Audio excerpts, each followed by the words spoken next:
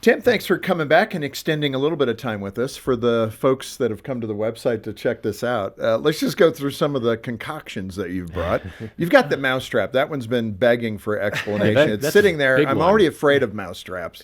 All right. So I think I must have had my finger pinched as a kid. They're nasty, right? They've got a nasty kill bar on them.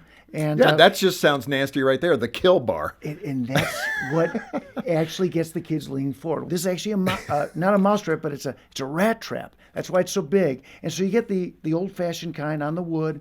And here's what you do, especially think about when you've got a teenage son or daughter, and they're kind of pushing back a little bit. Okay, you set the trap and you tell them to touch it. No, but close. Oh, shoot, I got that one wrong. So you pick up about, let's say, 6 or 8 of these traps. Go to a narrow hallway in your home. Set these traps. Just lay them out in a little maze. Okay, I see where this is going. And you have your son or daughter on the other end with you. And you say, okay, shoes and socks off. Now I've got a blindfold, and Dad's going to blindfold you, and I'm going to spin you around a few times. I'm going to send you down this hallway, and you can't even shuffle down. I want you just to step. Would you do that? No. And they'd be like, no, they're definitely not going to do that. And I said, well, what if you had to go through this hallway? You have to. But what if, even though you're blindfolded, you put your hands on Dad's shoulders and Dad puts his hands on your shoulders? And what if I say, I'll walk you through and I'll keep you from these traps? Would you do it then? Of course, I'm much more likely to do it that way. And the whole point of it is this, is, you know what, kids, this is where you're at in life. You know, that's a good one. You want to be free. I know it. But this corridor that you're going down right now, there are so many traps. Mom and Dad have been down this hall. We know where a lot of them are. But you got to talk to us. You got to be open. And we'll be helping you stay out of those traps. Look, you're not going to have to ask for your freedom. You're not going to have to fight for your freedom. On the other end of this hallway, we're going to give it to you. But Mom and Dad want you to be able to fly. We want you to run and not be a cripple. So many teenagers, these last years in their teenager, they come out of it a cripple. So we're hitting it really quick, and of course we'd hit with scripture, but talking about those traps in life. No, that's really good. That's got great application. Be sure to lock your pets up in other rooms when you do this. But. Yes, that's a good point. And if they're really the dog and the cat are in trouble. And if they're really afraid of gee, I just don't want to set them, just having them there as a visual is good. Oh, there but you go. at least one time you want to, I'll move go for it. Yeah, the snap. Ow. It's nasty. Otherwise known as the death bar. Yeah, right, But, right. Okay, now moving on. Let's take another one or two here. What do you got there? Well, you know what? You could work with light sticks. There's a couple things you could do with light sticks. Jean loves light sticks. Oh, okay. So she that's buys great. them just for fun. So you get some light sticks for each of the kids, right?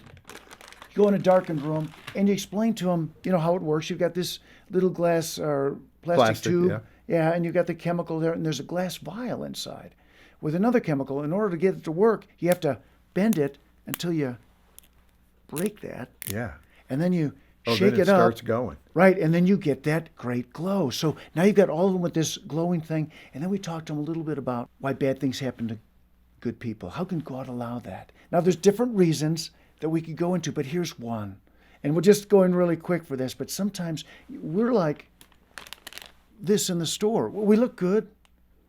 We're packaged to sell. I mean, everything's all together. But if we stay like this, we'll never do what God made us to do. And so sometimes he strips away some things, and he bends us, and he breaks us, and he shakes up our world. And then, and only then, can he shine through us like he never could before.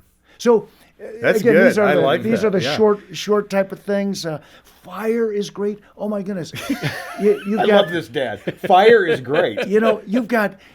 Let's say your kids, they're starting to question junior high. Do I really have to go to church? Why do I have to go to church? Well, there's a lot of good reasons for that. But one thing you do is you take them to a fire pit, or you get a campfire, and you want to make sure that one of the logs in there is about the thickness of your wrist, so you can take it out. And you get little squirt guns, water pistols, just the light duty ones for each of the kids, and say, okay, we've separated this log out of the fire. We're going to time it. Let's see how long it takes us to put it out. And so they squirted. So no open flames. When it's just down to smoldering, okay, great. And when I did with one of my sons, it was 40 seconds. Okay, great, Luke, that's good. Now we went and filled up the squirt guns again. In the meantime, we put this back in the fire. I said, okay, now we got 40 seconds. We got to put that same log out. And of course, we couldn't do it. And the whole point was this, you know what? This is like this issue of going to church. You know, when we're out on our own, and so, you know, you can use like those fireproof gloves to pull something out of the fire. It's just I love those. fun, right? And, you know, when we're off by our own, we're an easy target. The enemy can extinguish our flame, you know, our fire for the Lord. But when we get back to church, you know what? We get reignited. We're strong. We're bulletproof there. So going to church, it's not just about what we get. It's about that strengthening thing and how we're strengthening others.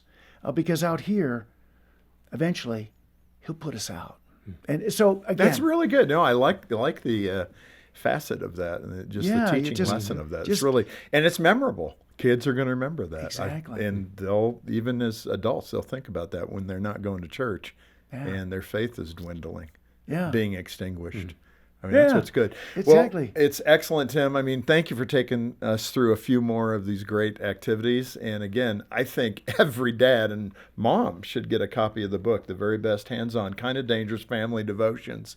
52, one for each week of the year, for you to put into play and to teach your kids something a little more dynamic than reading Leviticus.